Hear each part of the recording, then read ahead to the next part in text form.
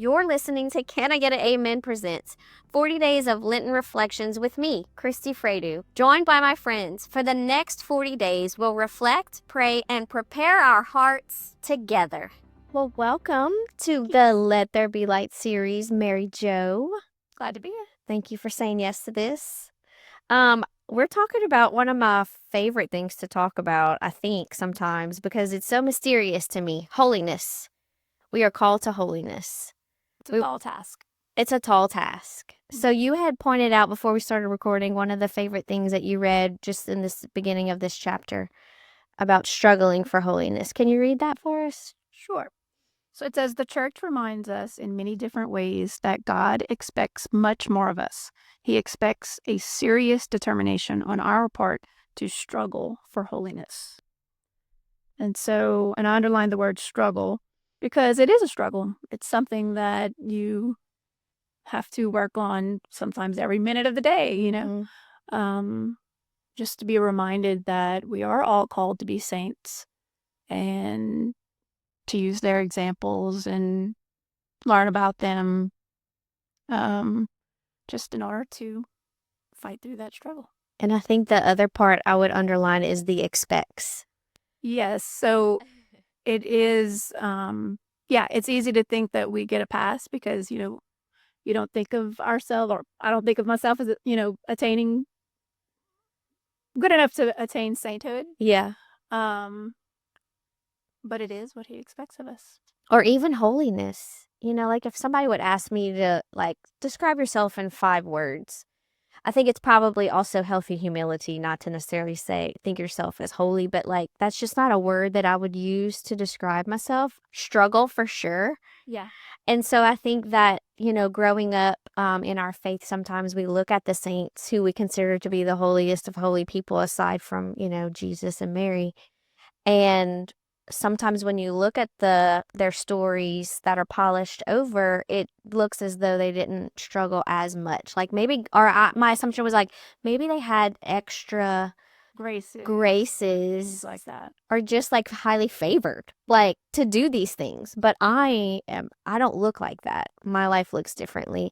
And I think the beauty about Lent and the reality when you really do deep dive into their stories, you actually see how much they struggled for sure, got back up. Absolutely. So Saint Therese of Lisieux, she's one of my favorite saints, and because she always speaks about being little and simple and things of that nature.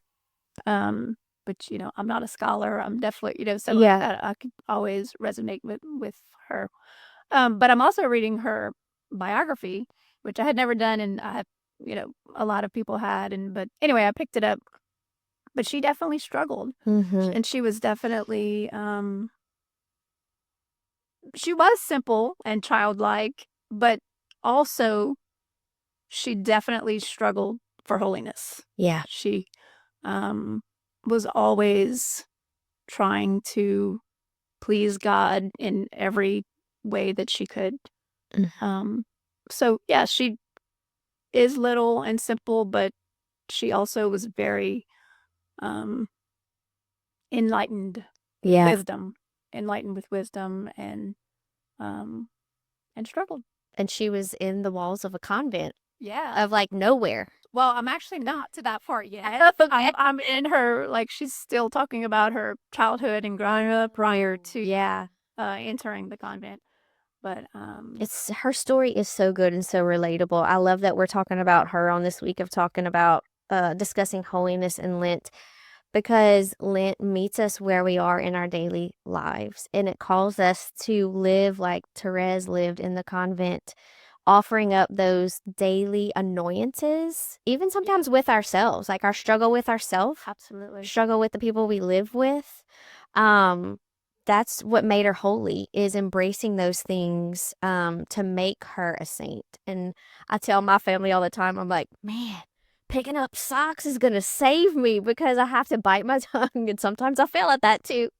But those are the things that we're called to do in Lent. Absolutely. And, well, not just Lent, but in this section and talking about being holy and that we're all called to holiness, and you mentioned meeting you where you are, it's that no matter what walk of life, whatever profession, whether you're a doctor or a homemaker, you're a teacher or, a lawyer, all of these, every single person is called to holiness, and you must figure out what your path, your specific path is, because not everybody's path is the same. Not everyone's Yeah. path to holiness looks the same. And so you have to figure out what that looks like for you, Mm, in what stage of life you're in, even not just profession, but stages of life, like raising little kids or raising big kids. correct. Yeah. So it all looks different and it's ever changing. Um, Which is exciting. It can be exciting. yes. It's an So adventure. picking up socks, and I stay home as well. I'm retired. So those mundane chores and things that you do on a daily basis is definitely a way in which you can turn the everyday into holy. I love that. Do you have a reflection question for our friends who are journeying with us? Okay, so for call to holiness, it's just how, basically like what we just said, how is it that you can center your life around prayers and sacraments to help in your daily tasks and daily life in order to help you to attain holiness? So good. Let's do it all together because, it's so much better in company when we're striving for holiness to help each other Absolutely. I struggle. learned a lot that community is not just helpful, but necessary. Necessary. Ooh, that's so good. Can I get an amen? Amen. Strong communication drives strong Look, business. the illusion is that you're the only one having these problems. And the truth is, everyone has problems with comms. Kirkpatrick Brands equips leaders to speak with clarity, consistency, and confidence. So teams perform better, clients understand value, and your strategy hits every mark. From higher ed to global leaders in business, in 2026, your message is your advantage. Discover how to maximize that message at kirkpatrickbrands.com.